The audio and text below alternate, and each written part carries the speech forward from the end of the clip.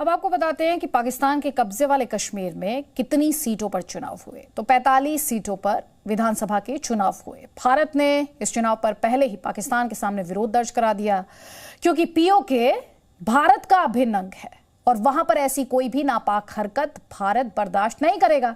वैसे पीओके को लेकर भारत के मन में दशकों पुरानी कसक भी है, जिसे जम्मू कश्मीर से आर्टिकल 370 हटाए जाने के बाद खुले तौर पर भारत सरकार ने खुद कई बार लगातार सार्वजनिक मंचों पर साझा किया है।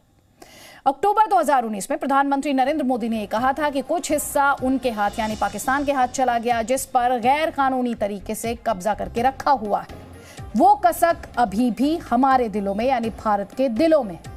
अगस्त 2019 में जब अनुच्छेद 370 हटाया गया था, गृह मंत्री अमित शाह ने संसद में खड़े होकर कहा था कि पीओके भारत का अभिन्न अंग है और पीओके के लिए जान भी दे देंगे। इसके बाद अगस्त 2019 में ही रक्षा मंत्री राजनाथ सिंह ने पाकिस्तान को चेतावनी देते हुए कहा था कि पाकिस्तान से अगर अब बात होगी तो पाक अधिकृत कश्मीर पर बात होगी, किसी और मुद्दे पर बात नहीं होगी। इसके बाद सितंबर 2019 में विदेश मंत्री एस जयशंकर ने घोषणा की थी कि पीओके भारत का हिस्सा है और एक दिन ये भारत का भौगोलिक हिस्सा भी होगा। इसके बाद नवंबर 2019 में सर्वे जनरल ऑफ इंडिया ने जम्मू कश्मीर और लद्दाख के नए नक्शे जारी कर दिए और पहली बार खुले तौर पर इस नए नक्शे में पीओके के मीरपुर, मुजफ्फराबाद को जम्मू कश्मीर का जिला दिखाया गया। पीओके के गिलगिट बाल्टिस्तान को नए नक्शे में लेह जिले का हिस्सा बताया गया था। और साथ ही आपको यह भी बता देते हैं, चिल्हास ट्राइबल टेरिटरी और अक्साई चिन को लेह जिले में ही दिखाया गया, शामिल किया गया। यानी नक्शों के जरिए भारत ने पीओके पर पाकिस्तान को कड़ा संदेश 2 साल पहले ही दे दिया था और अब उस समय का इंतजार है जब भारत पीओके पर अखंड कश्मीर का अपना संकल्प पूरा कर लेगा।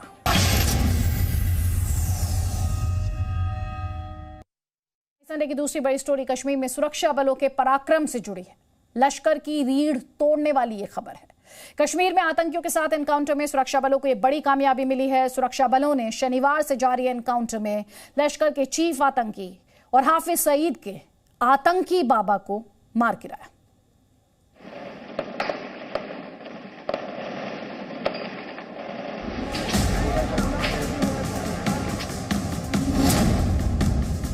कश्मीर में सेना का ऑपरेशन क्लीन।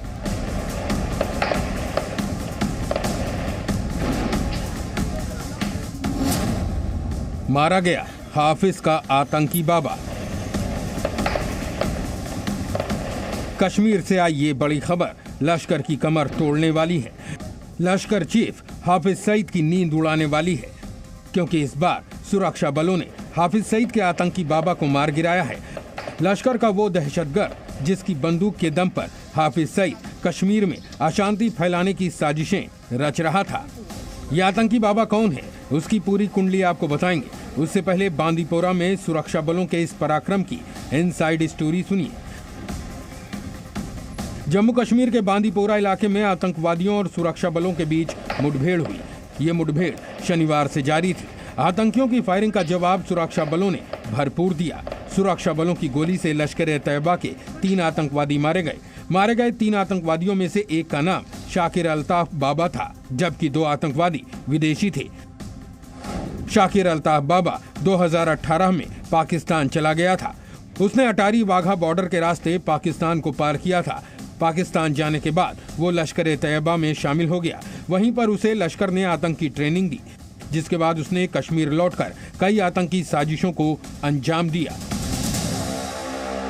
पुलिस को एक इत्तला मिली थी कि शोक बाबा फॉरेस्ट जो है बांडीपुर में, उसमें 3-4 मिलिटेंट आए हुए हैं और खास करके शाकिर अल्ताफ बाबा जो 2018 में बाघा बॉर्डर से पाकिस्तान गया था, वो भी उस ग्रुप के साथ आया है। ये सारे एलईटी के ग्रुप है। तो बांडीपुर पुलिस और आर्मी मिलके कॉर्डन डाला, सर्च करते ही फायरिंग शुरू हो गया, जिसमें हमारे एक जवान आर्मी के जख्मी हो गए। बाद में उसको एयरलिफ्ट करके सीने लाया गया, उसका हालत अभी बिल्कुल ठीक है।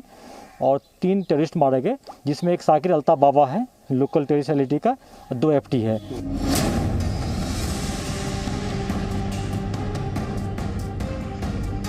बांदीपोरा के अलावा कुलगाम में भी सुरक्षा बलों का सामना आतंकवादियों से हुआ। सुरक्षा बलों को कुलगाम में 3 आतंकियों के छिपे होने की जानकारी मिली थी, जिसके बाद जवानों ने ऑपरेशन ऑल आउट चलाया और पराक्रमी गोली से एक आतंकी मारा गया।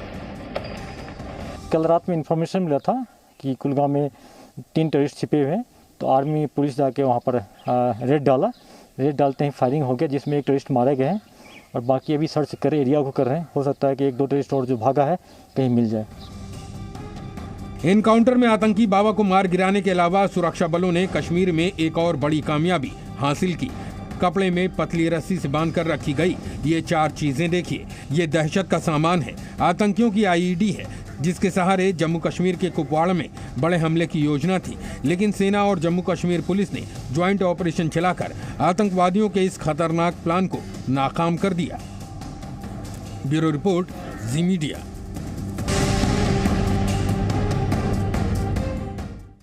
हमारी संडे की तीसरी बड़ी स्टोरी उत्तर प्रदेश में होने वाले विधानसभा चुनावों की राजनीति से जुड़ी। आज उत्तर प्रदेश से 2 बड़ी तस्वीरें आई।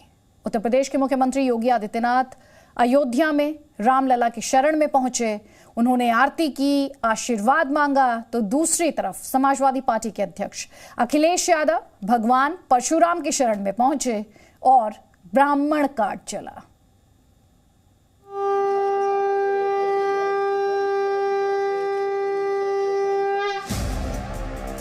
अयोध्या में योगी, लखनऊ में अखिलेश।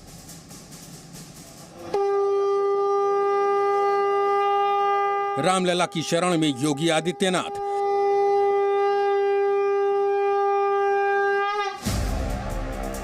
भगवान परशुराम की शरण में अखिलेश यादव। 2022 के लिए 2 दिग्गजों के 2 बड़े दांव।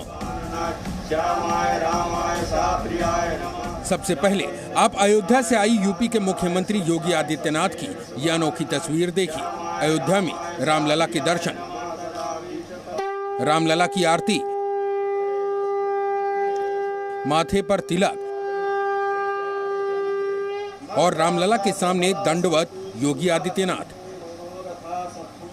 रामलला के दर्शन के अलावा सीएम योगी ने अयोध्या दौरे में सबसे महत्वपूर्ण श्री राम जन्मभूमि परिसर में मंदिर निर्माण कार्य का जायजा भी लिया।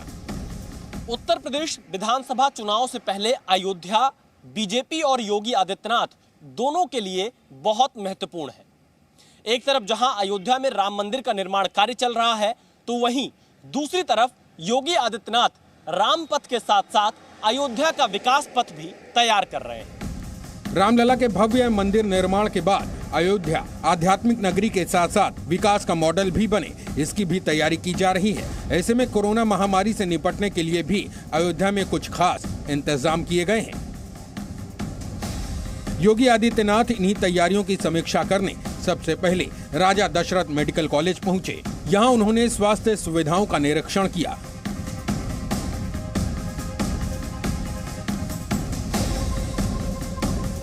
और अयोध्या से ये भरोसा भी दिलाया कि यूपी कोरोना की संभावित तीसरी लहर से निपटने के लिए तैयार है। इसके लिए भारत सरकार के साथ मिलकर 2 लाख बेड का इंतजाम, प्रदेश को 4 वर्ष में 32 मेडिकल कॉलेज देने का कार्य और पीपीपी मॉडल के तहत 16 जनपदों में दिसंबर तक मेडिकल कॉलेज निर्माण का काम किया जा रहा है। थर्ड वेव की भी हमारी तैयारी लगभग पूरी हो चुकी है। जिस उत्तर प्रदेश का हेल्थ इंफ्रास्ट्रक्चर सबसे कमजोर माना जाता था, आज उत्तर प्रदेश इसमें नंबर 1 पर आ रहा है और अयोध्या का ये मेडिकल कॉलेज यहाँ पर अच्छी सेवा दे रहा है। प्रधानमंत्री नरेंद्र मोदी 30 जुलाई को सिद्धार्थनगर में रहेंगे। यूपी की स्वास्थ्य सुविधाओं के बारे में जनता को बताएंगे। इसीलिए अयोध्या में योगी आदित्यनाथ का ये दौरा काफी महत्वपूर्ण है। लेकिन विरोधी खेमा योगी के अयोध्या दौरे को 2022 के चुनाव से जोड़कर भी देख रहा है और समाजवादी पार्टी के अध्यक्ष अखिलेश यादव योगी के इसी दांव को ब्राह्मण कार्ड चलकर काटने की कोशिश में हैं। अखिलेश ने इसीलिए लखनऊ में पार्टी के ब्राह्मण नेताओं संग अहम मीटिंग की। सुल्तानपुर की लम्भुआ सीट से विधायक रह चुके संतोष पांडे, पूर्व मंत्री प्रोफेसर अभिषेक मिश्र, रायबरेली की ऊंचाहार विधानसभा सीट से सपा विधायक मनोज पांडे, यूपी विधानसभा के पूर्व अध्यक्ष माता प्रसाद पांडे और बलिया से लोकसभा चुनाव लड़ चुके सनातन पांडे के साथ मिलकर यूपी में ब्राह्मणों के 12% वोटों को साधने की रणनीति बनाई और अखिलेश यादव को संतोष पांडे ने परशुराम की तस्वीर भी भेंट की।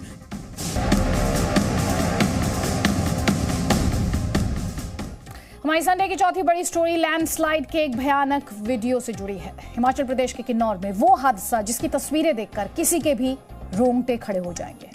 किन्नौर लैंडस्लाइड हादसे में 9 लोगों की मौत हो गई। राष्ट्रपति से लेकर प्रधानमंत्री तक ने मृतकों के परिवार वालों के प्रति संवेदना प्रकट की है।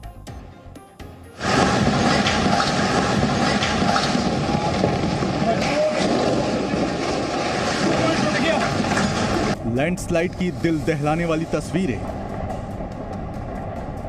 लैंडस्लाइड का सबसे भयानक वीडियो। हिमाचल में लैंडस्लाइड से दर्दनाक हादसा।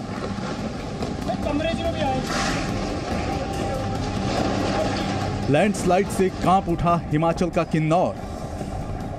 तस्वीरें हिमाचल प्रदेश के किन्नौर जिले की हैं। सांगला छितकुल मार्ग पर लैंडस्लाइड की वजह से बड़ा हादसा हो गया। इस हादसे ने कैसे पूरे देश का ध्यान अपनी ओर खींचा, इसकी जानकारी बस थोड़ी देर में। उससे पहले यहां लैंडस्लाइड के दौरान हुई हर हलचल पर नजर डालिए। देखिए कैसे लैंडस्लाइड की वजह से पत्थर तेजी से नीचे की ओर आ रहे हैं।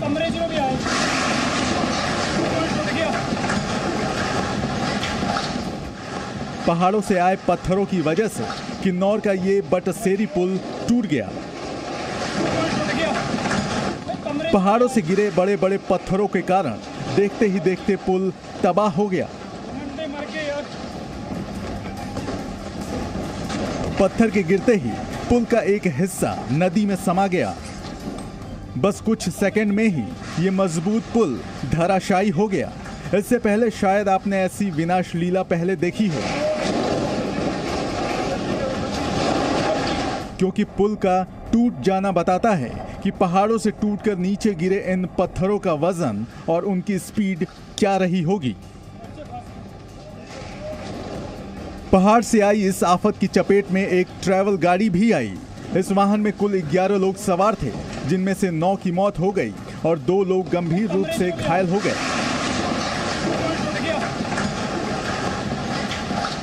हादसे के बाद सड़क पर जमे मलबे को हटाने और लोगों को सुरक्षित निकालने के लिए पुलिस और आईटीबीपी के जवानों ने बचाव का कार्य तेज किया। उधर किन्नौर लैंडस्लाइड में मारे गए लोगों के प्रति प्रधानमंत्री ने शोक व्यक्त किया। मृतकों के परिजनों को प्रधानमंत्री राष्ट्रीय राहत कोष में से 2-2 लाख रुपए और हादसे में घायल लोगों को 50,000 रुपए की आर्थिक सहायता देने की घोषणा की। प्रधानमंत्री के अलावा राष्ट्रपति ने भी मृतकों के परिवारों के प्रति संवेदना व्यक्त की। ब्यूरो रिपोर्ट, जी मीडिया।